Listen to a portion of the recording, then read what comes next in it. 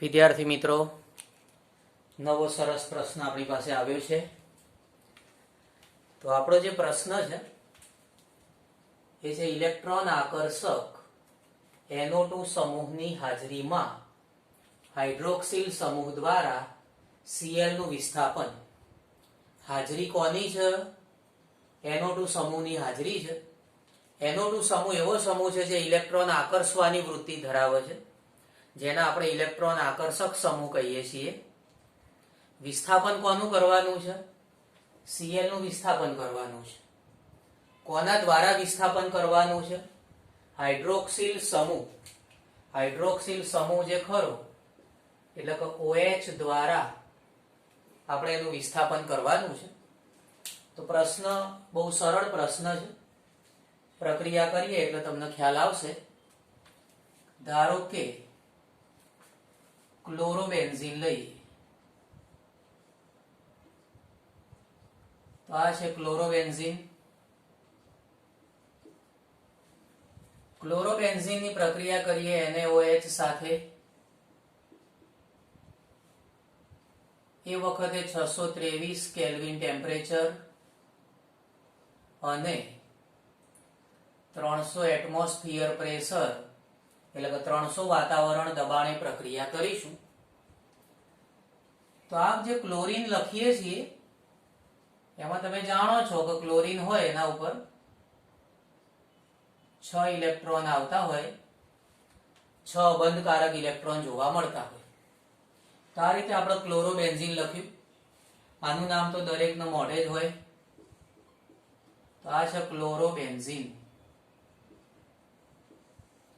NaOH સાથે પ્રક્રિયા કરીશું. 623 કેલ્વિન ટેમ્પરેચર, 300 વાતાવરણ દબાણે પ્રક્રિયા થશે. પછી આપણે બીજા તબક્કામાં H+ સાથે પણ પ્રક્રિયા થતી હોય છે. આ રીતે 2 તબક્કા પૂરા થશે ત્યારે એમાંથી આપણને નીપજ મળશે. નીપજ જે ખરી એ બહુ સિમ્પલ છે. આ જે OH હોય એ બેન્ઝીન ઉપર જોડાઈ જશે. OH બેન્ઝીન ઉપર જોડાઈ જાય એટલે બની જશે ફિનોલ.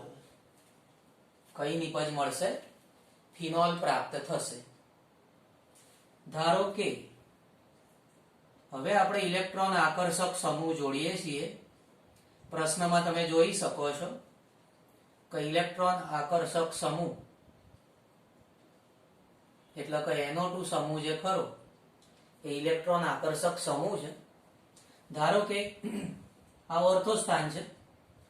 ધારો કે આપણે પેરા સ્થાને જોડવું હોય તો પણ જોડી શકીએ છીએ. આ સામ સામેનું સ્થાન જેને આપણે શું કહીએ છીએ? પેરા સ્થાન કહીએ છીએ. ધારો કે આપણે આનું નામ કરવું છે. તો પહેલો નંબર જે ખરો, પહેલા નંબરના કાર્બન ઉપર ક્લોરીન જોડાયેલો છે એટલે લખી શકાય 1 ક્લોરો. પછી આ બીજું સ્થાન છે, ત્રીજું, અને આ 4 નંબરનો કાર્બન છે. 4 નંબરના કાર્બન ઉપર NO2 છે એટલે 4 નાઇટ્રો. અને આ જે એરોમેટિક કેન્દ્ર છે, એરોમેટિક કેન્દ્ર છે એ છે બેન્ઝીન. તો આ જે પદાર્થ લખ્યો એનું નામ થઈ ગયું 1 ક્લોરો 4 નાઇટ્રો બેન્ઝીન.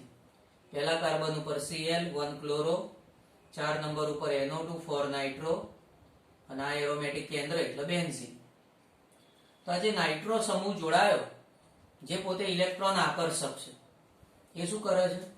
આ જે એરોમેટિક કેન્દ્ર છે એના ઇલેક્ટ્રોન પોતાની તરફ આકર્ષી લે છે. બરાબર? અને એના લીધે આની ક્રિયાશીલતા વધશે.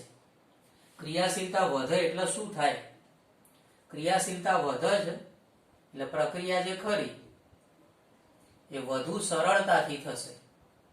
અહીંયા તમે આ પ્રક્રિયામાં જુઓ 623 કેલ્વિન છે.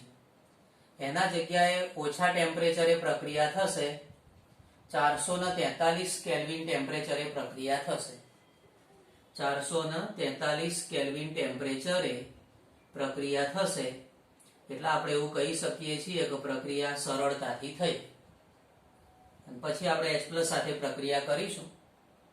તો એ વખતે આ જે Cl છે Cl જે ખરો એની જગ્યાએ OH જોડાઈ જશે. Cl ની જગ્યાએ કોણ જોડાઈ જશે? OH જોડાઈ જશે. Cl ની જગ્યાએ કોણ જોડાઈ જશે? OH જોડાઈ જશે. એ વખતે OH આપણે જોડી દઈશું આ રીતે. ઓકે, જે નિપજ બની એનું નામ કરીએ તો આ પહેલો કાર્બન છે, આ 4 નંબરનો કાર્બન છે. 4 નંબરના કાર્બન ઉપર NO2 જોડાયેલું છે એટલે એને કહેવાય 4 નાઇટ્રો. અને આ જે OH વાળું મુખ્ય સંયોજન છે, OH વાળું મુખ્ય સંયોજન જેને કહેવાય ફિનોલ, તો નામ થઈ જશે 4 નાઇટ્રોફિનોલ. નવી પ્રક્રિયા કરીએ તો હવે આપણે જે પદાર્થ લઈશું એ પદાર્થમાં 2 વખત આપણે NO2 જોડીશું. 2 વખત NO2 જોડીશું. ઓર્થો સ્થાન ઉપર પણ મૂકીશું, પેરા સ્થાન ઉપર પણ મૂકીશું. તો ઓર્થો અને પેરા બંને સ્થાન ઉપર આપણે NO2 મૂકેલું છે. ધારો કે આનું નામ કરવું હોય તો આ પહેલા નંબરનો કાર્બન છે ત્યાં Cl છે એટલે 1 ક્લોરો, પછી આ બીજું અને 4 નંબર, 2 અને 4 નંબર ઉપર NO2 છે. 2 નંબર અને 4 નંબર ઉપર NO2 એટલે 2,4 ડાયનાઇટ્રો. અને આ જે એરોમેટિક કેન્દ્ર છે જેને આપણે કહીએ છીએ બેન્ઝીન, તેનું નામ થઈ જશે 1 ક્લોરો 2,4 ડાયનાઇટ્રો બેન્ઝીન. પહેલા નંબર ઉપર Cl એટલે 1 ક્લોરો, 2 અને 4 નંબર ઉપર NO2 છે એટલે 2 અને 4, 2 વખત NO2 સમૂહ જોડાયેલો છે એટલા માટે આપણે ડાયનાઇટ્રો શબ્દ વાપરીશું. અને મુખ્ય સંયોજન છે બેન્ઝીન. ઓકે, તો અહીંયા તમે જો કે ઇલેક્ટ્રોન આકર્ષક સમૂહ NO2 છે એની સંખ્યા વધી.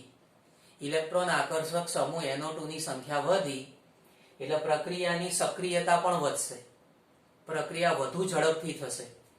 અને અહીંયા પ્રક્રિયા વધુ ઝડપથી થાય એટલે ટેમ્પરેચર ઓછું થતું જાય છે. તો NaOH સાથે પ્રક્રિયા કરીએ છીએ, ટેમ્પરેચર આવશે 368 કેલ્વિન. ટેમ્પરેચર કેટલું આવશે? 368 કેલ્વિન આવશે. ધીરે ધીરે તમે જો પ્રક્રિયા વધુ સક્રિયતાથી થતી જાય છે, ટેમ્પરેચર ઓછું થતું જાય છે.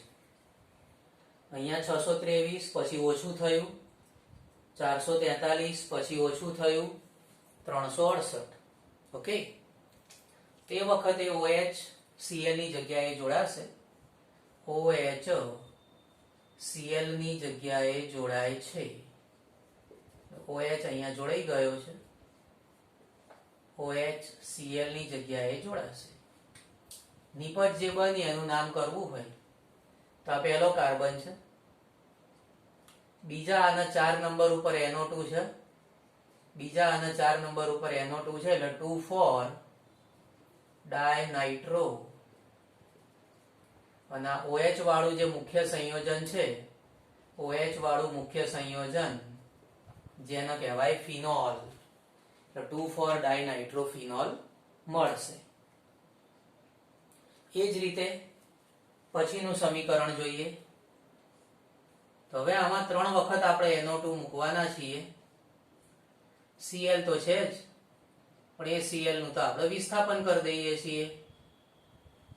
2 નંબરના કાર્બન ઉપર NO2, 4 નંબરના કાર્બન ઉપર NO2, 6 નંબરના કાર્બન ઉપર NO2. ઓકે, તો આ પ્રક્રિયા જે કરી એમાં પહેલા નંબર ઉપર Cl છે, પહેલા નંબર ઉપર Cl એટલે 1 ક્લોરો, પછી 2, 4 અને 6, 2, 4 અને 6 ઉપર NO2 એટલે 2, 4, 6 ટ્રાઇનાઇટ્રો. અને બેન્ઝીન, એરોમેટિક કેન્દ્ર જે ખરું વચમાં જે છે એ બેન્ઝીન છે. તો આ રીતે આપણો પ્રક્રિયક છે. પહેલા નંબર ઉપર Cl એટલે 1 ક્લોરો, 2 4 6 3 વખત NO2 છે એટલે ટ્રાઇનાઇટ્રો, અને એરોમેટિક કેન્દ્ર છે એ બેન્ઝીન છે, બરાબર. એની સાથે પ્રક્રિયા કરીએ તો આ પ્રક્રિયામાં NaOH નાખવાની પણ જરૂર રહેતી નથી, ક્રિયાશીલતા વધતી જાય છે. NaOH નાખવાની પણ જરૂર રહેતી નથી. ગરમ પાણી સાથે પ્રક્રિયા કરીશું. જૂની જે આપણી ટેક્સ્ટબુક હતી એ જૂની ટેક્સ્ટબુકમાં 333 કેલ્વિન ટેમ્પરેચર આપેલું, તો એ રીતે 333 આપણે ખાલી ધ્યાન રાખવા પૂરતું યાદ રાખીશું. તો એ વખતે OH Cl ની જગ્યાએ જોડાશે. OH Cl ની જગ્યાએ જોડાય તો આ રીતે નિપજ બનશે. OH જોડાઈ ગયો છે, બરાબર. Cl ની જગ્યાએ કોણ જોડાશે? OH જોડાશે. તો આ રીતે નિપજ બની ગઈ. તો આ પહેલો કાર્બન છે, 2 4 અને 6 નંબર ઉપર NO2 છે, તો 2 4 અને 6 નંબર ઉપર NO2 એટલે 2 4 6 ટ્રાઇનાઇટ્રો. 3 હોય એટલે ટ્રાય શબ્દ વપરાશે. 2 4 6 ટ્રાઇનાઇટ્રો, 3 NO2 છે એટલે ટ્રાઇનાઇટ્રો શબ્દ વાપરીશું. બેન્ઝીન ઉપર OH, બેન્ઝીન ઉપર OH જેને કહેવાય ફિનોલ. તો આ રીતે 2 4 6 ટ્રાઇનાઇટ્રોફિનોલ બનશે. 2 4 6 ટ્રાઇનાઇટ્રોફિનોલ એનું જ બીજું નામ છે પિક્રિક એસિડ. એને જ કહેવાય છે પિક્રિક એસિડ. 2 4 6 ટ્રાઇનાઇટ્રોફિનોલ એને જ કહેવાય છે પિક્રિક એસિડ. ઓકે. તો આ રીતે નિપજો મળે છે. જેમ જેમ ઇલેક્ટ્રોન આકર્ષક સમૂહો વધતા જાય છે તેમ તેમ પ્રક્રિયાની ક્રિયાશીલતા વધતી જાય છે. પ્રક્રિયાની પ્રતિક્રિયાત્મકતામાં વધારો જોવા મળે છે.